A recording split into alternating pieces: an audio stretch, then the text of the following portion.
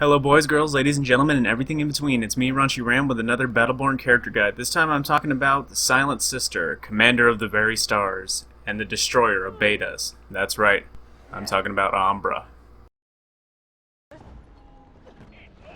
Ambra is one of the Silent Sisters, worshippers of the sustaining mother, Empress Lenore of the Jenner Empire, who dedicate their daily life to studying and commanding the stars. It is weird to think that someone from a group so integral to Jenner politics would ever leave to work actively against Rendain. But it is because of her love of the Silent Sisters that she interferes with Rendain and abandons her people. Ever since Rendain's rise to power, he has shown that he doesn't care about the sisters' inner workings, forcing the phasing out of their most beloved traditions, rituals, ceremonies, and disrupting their meetings with his pet.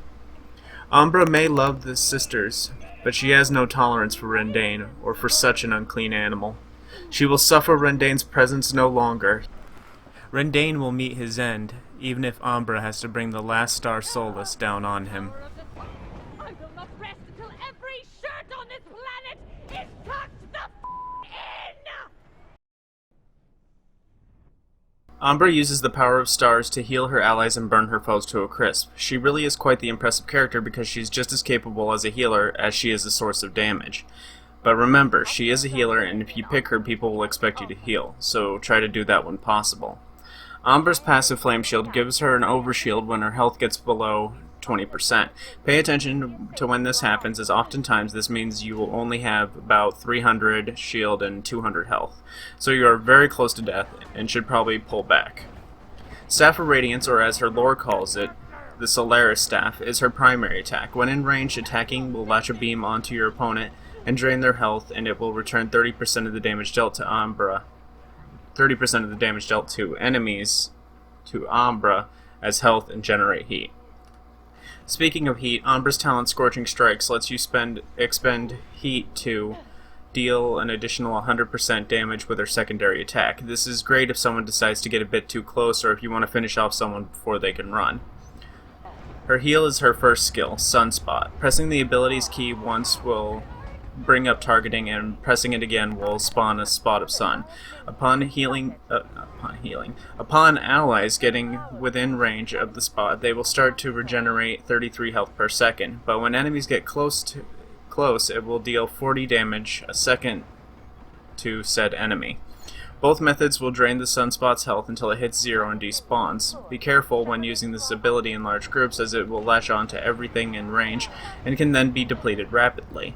Up to 2 can be placed before it will start to despawn old ones. Ambra's second skill, Solar Wind, channels solar energy into a cylinder directly in front of her, dealing 80 damage per second for 3 seconds. This ability can also generate heat. No tips for this ability. Really, it's pretty straightforward and has a pretty good radius, so it's easy to aim. This is the closest thing she has to lane clear. Finally, her ult is Extinction Event. Ambra calls down a large meteor at a target location. Its casting style is similar to Sunspot, so you click once to find your target, and then you click again to set the target. The meteor will come down, and after a short time it will explode, dealing 334 damage, and leaves behind a burning area of effect, dealing an additional 20 damage over 5 seconds. This is a great ability for team fights. Just drop this down behind your enemies so they don't see it, and then just fight and distract them until it lands. If players know what it does, then they will disperse, giving your team a short breather, or it will force enemy players to separate from one another, giving you a chance to pick them off. Alright, now for the fun part. I meant long part. The helix and the gears. Well, the gear. Ambra's a pretty complex character, and I think that's mostly because of how much she's able to do, because pretty much every choice in her skill tree can change her playstyle completely. So this is really heavily up to you, but here's how I do it. For the first choice, you get the choice between an additional 121 damage over 3 seconds for Solar Wind on Illumination, or you can go for extra 16% damage over 4 seconds to enemies who are hit with the Sunspot. Now, I say pick Sunspot because it helps you do additional damage to enemies for a short time, but I'd choose Illumination if you're still trying to level up and get the Solar Wind challenge done for her voice clip. in her lore guide, her lore section. Anyway, lefts. So I usually go left if I'm actually playing her to play her. All right. On the left side, you get 30% extra health regeneration per second. I always pick this one. I have never picked any other one except just to test them out. The thing is that the middle one, it's alright, but if people don't know you're doing it, they'll accidentally pick it up and not get as much healing as they would normally like. It can be useful sometimes, like you can intentionally cast it on someone to have them pick it up. And the thing is when you play Ambra, people expect you to play some healing, so like I just drop the orb near a group of teammates and then I walk off and go and do my own thing. Solar Burst, you are focusing on damage if you decide to go Solar Burst, so I'd like stick to the left one. Level 3, Ceremonial Sacrifice.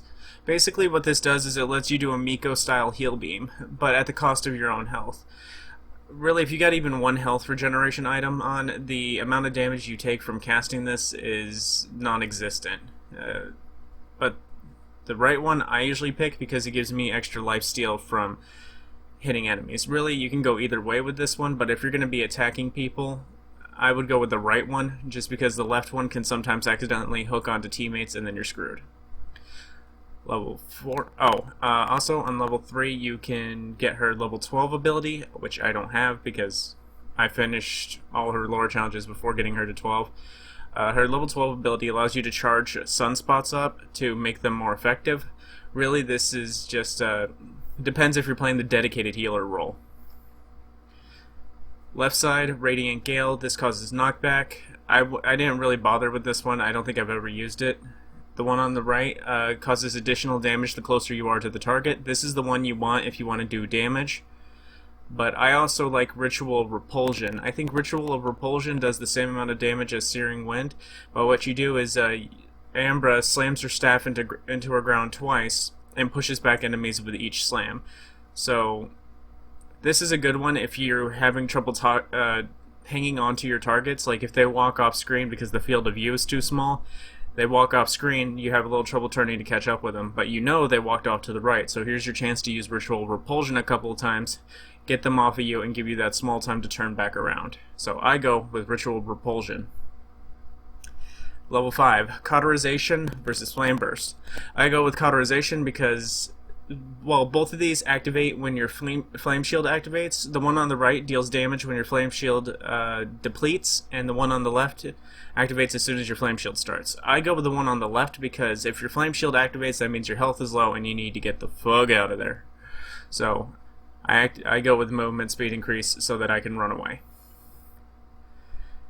This one is another one that's kind of up to you. The cooldown on Solar Storm is about 20 seconds, so if you pick the right one and you reduce the cooldown by 20%, that reduces the cooldown to 16 seconds rather than 20 seconds. If you pick the middle one, you get to summon an extra sunspot, although the cooldown for sunspots is about 14 seconds or 12 seconds, so you're not going to be summoning a lot of these very often unless you get the later on one. Really, this one you only need if you're healing big guys like Montana. Although, I don't think Ambra is the best at healing big guys. The one on the left, Agile Anomaly, just increases the range of the healing thing. Chances are, if people are being healed by it, they're going to want to stay as close to it as possible anyway. Alright, level 7.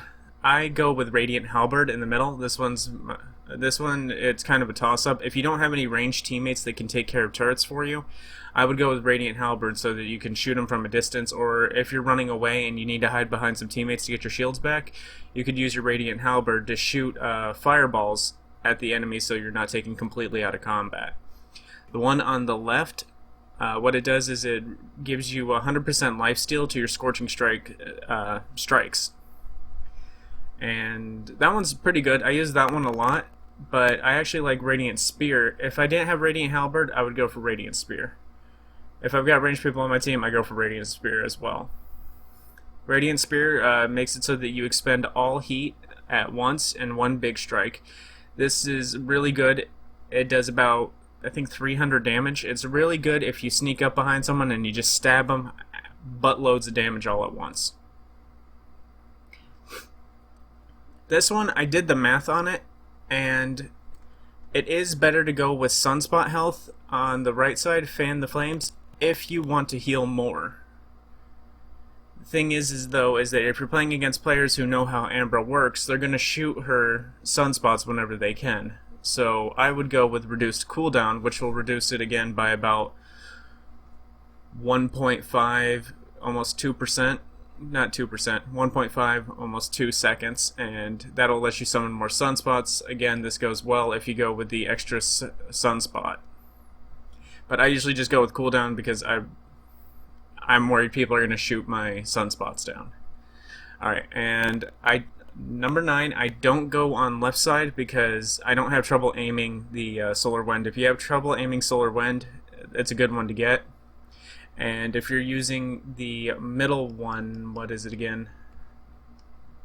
Ritual of Repulsion, the one that's the Spear Slam, I wouldn't bother going with Area of Effect Radius because the Area of Effect is already pretty large. I would just instead go for the extra damage on the right, 15% extra damage. And the final one. This one is really your preference. Do you think people are going to live after your Extinction Event happens? If you think they're going to live after Extinction Event is over, I would go with World's End because it'll continue to last an additional 3 seconds, burning them longer. Oh, actually, both work if they survive after it. If they survive after it and you get teammates around, or they're going to survive with very little health because this does around 500 damage at max level, Extinction Event does, I would go with Impact Crater because 2 second stun duration. 2 second stun duration will give you plenty of time to wipe them out, especially if your Solar Wind is up. Alright, now on to the gear. The gear is a little up to you. It's whether if you want to do damage or you want to heal or you want to last a long time. All three are perfectly viable, but what I went with is I went with CC duration reduction because Ambra's at her weakest when her flame shield is up. And if she gets hit by, let's say, a Galilea shield, she's stunned more than long enough for someone to wipe out the rest of her health. Ambra is really easy to kill when she's hit with CC. It's the same with just about all the characters. And then I go with maximum health increases. This one gives me an additional 160 when I help with assisting a player or an enemy, and assisting or killing a player or a major enemy, and this actually happens a lot for me. I very often get assists with Ambra just because her the damage beam doesn't do that much damage. So it gives you a little bit extra health when that happens, so it's just nice to have that little bit of buffer while you get away or get ready for the next fight that's coming up, because if you're fighting someone, chances are there's another person right around that corner. And then the last one, same as with Miko, the healthy remedy box. Increase your healing and increase the healing you receive. That's it. It's pretty straightforward. You can also just go for increased health, increased shields, and increased shield recovery. Or you can go for cooldown, which I don't think is that great because with 10% cooldown you're only getting 2 seconds taken off of your Solar Wind and less than 1 second taken off of your sunspots. So thank you guys for watching the video. If you found it helpful, I'd appreciate a like. If this is your guys' first time watching, well, thank you for watching again, and I'd appreciate it if you subscribed because there's going to be more of these guides. If you guys dislike the video though, instead of just doing a dislike, could you do me a favor and tell me in the comments why you didn't like it? No judgment zone here. Say whatever you want, tell me whatever your reason for disliking it is. I want to try my best to improve as a YouTuber, so just give me that little bit of info and I'll try harder next time. Finally, the last little bit of thing, I'm going to be either doing Cleese or Reyna next, so it's up to you guys. Vote in the comments.